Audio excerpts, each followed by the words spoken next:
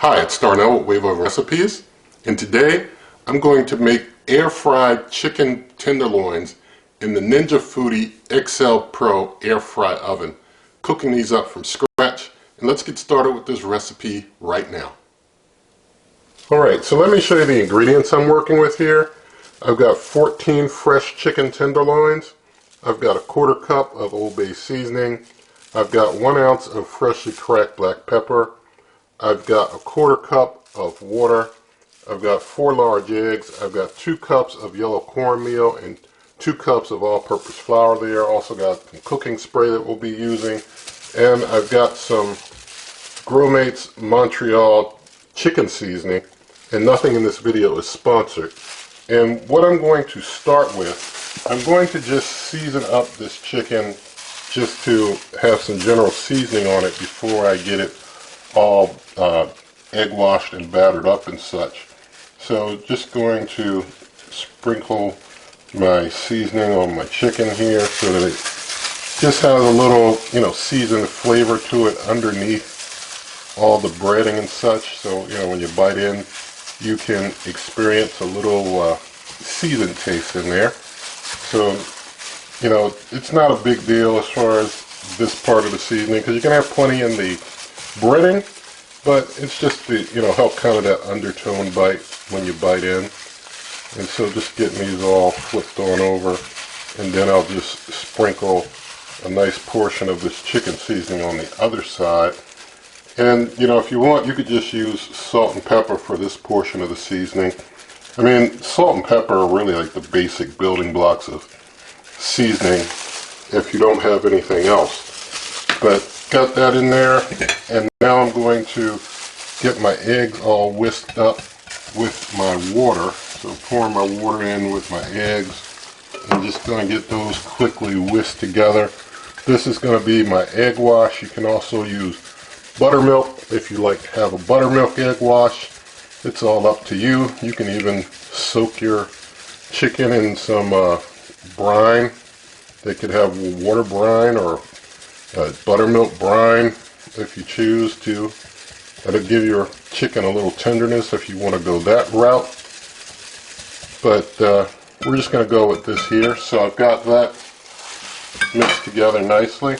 Now I'm just going to take these dry ingredients and mix those all together. Now that I've got my dry ingredients all mixed together, I'm going to just take each chicken tenderloin using the wet hand, dry hand technique, and just going to dip each into the egg wash. And then after it's egg washed well, I'm just taking some extra breading to kind of just plop on top there like that, nice and easy. And just get it really nicely mixed up into that breading. And while that's getting mixed up in the breading, I just put the next one into the egg wash to start soaking it for a little bit in that egg wash. And now that this is well breaded, I'm just going to set this one out here on the crisper tray, and just going to basically do the same for all 14 of these chicken tenderloins. Okay, so I've got everything all egg washed and breaded. Now this is the part where I use some cooking spray, and some people who are new to air fryer cooking say, well, why are you using oil or any type of spray in air frying? Well, that's because it helps to give a more fried texture to things. If you don't use the oil, which is up to you, you don't get as fried a texture. You can do a different type of setup that you might not have to use oil, but some folks use like the panko breadcrumbs and all of that. But this breading and egg wash that I'm using, you could use in a hot grease cook. And so I basically spray it with cooking spray to help it to air fry really well, and you get some really nice results. This is the method that I choose to use, although there are other ways to accomplish goals in cooking, and I am aware of that as well. But for this cook, this is the way we're going. And so just getting them all sprayed over really well with cooking spray, and get them all flipped over to make sure that we get both sides moistened up, because you'll see in some of the, if there are any dry patches, those dry patches will basically kind of leave a white residue that won't be as nicely, won't have as nice a fried texture to it. So, you know, this is a minimal use of oil. This isn't like deep frying. We're not like dropping them in some hot fat grease and such. So you're getting a lot less oil than you would from deep frying. You're getting like a minimal amount of oil being sprayed on these for the sake of a nice air fry.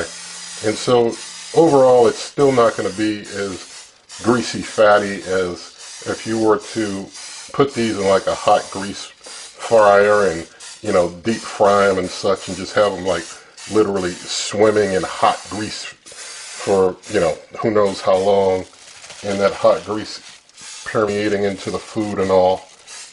So just getting them, just touching these up a little bit, just touching up any spots I feel need to be just touched up on, and trying to give a little bit of space for breathing room. I know I've got with 14, I've basically loaded this crisper tray up to its basically literal max. And so I'm just trying to make a little room for breathing so that, you know, everything can air fry thoroughly without anything being impeded. So I'm just kind of squeezing these tenderloins up a little bit to kind of, you know, make sure that each one has a little room for a little airflow there.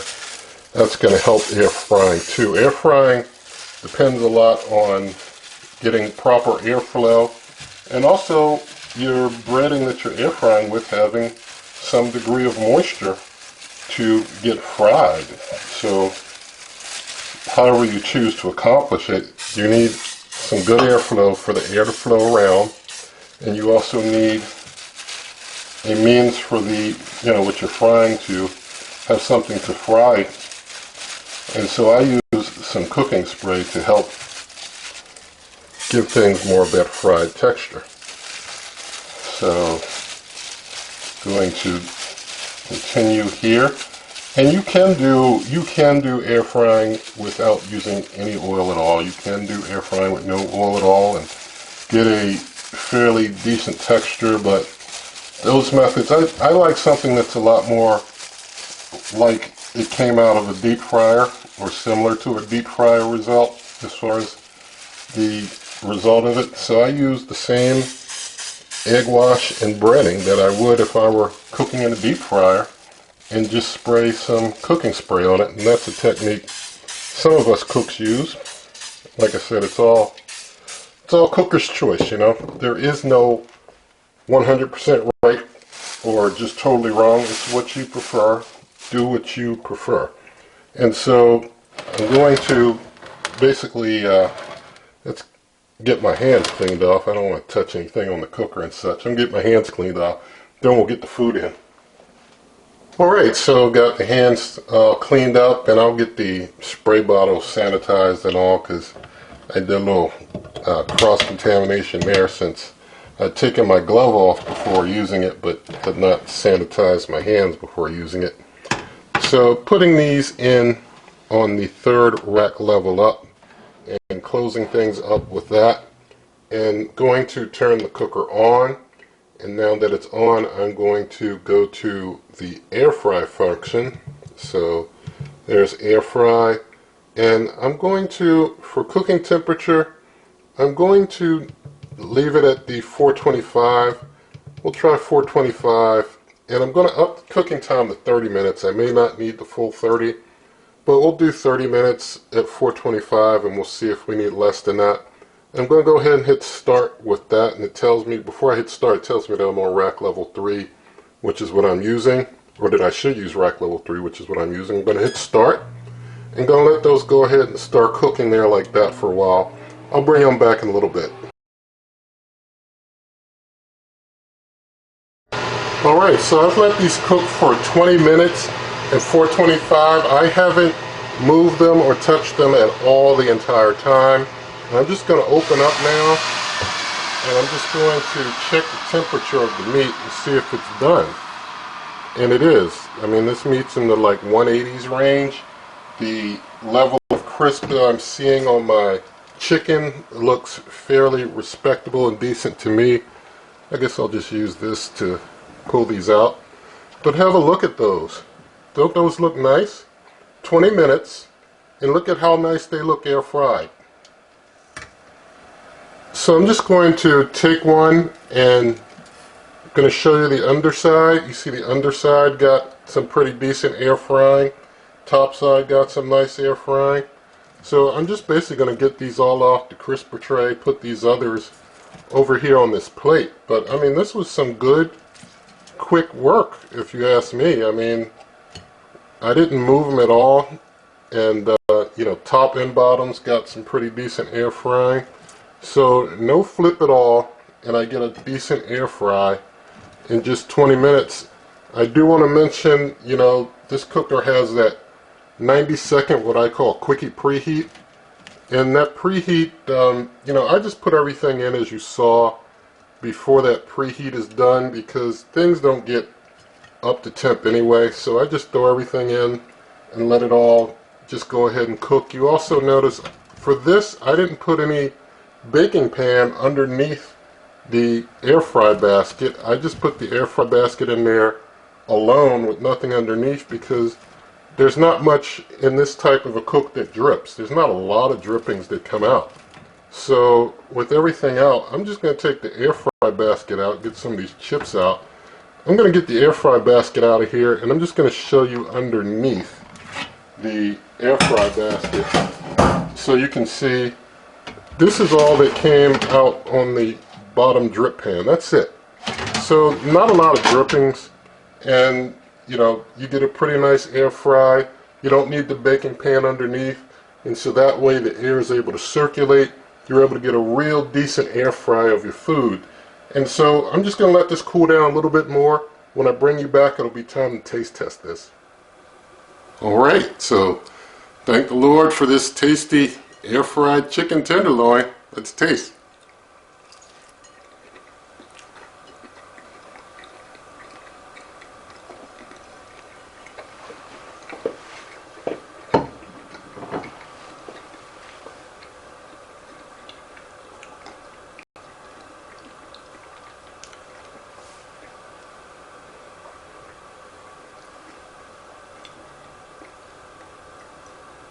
Alright, there was just a little piece of like cartilage or something in that bite, but it turned out very good, very moist, and so it did a great job. You know, the Ninja Foodi air fried everything on both sides, no need to flip things, everything's real moist, everything's real good.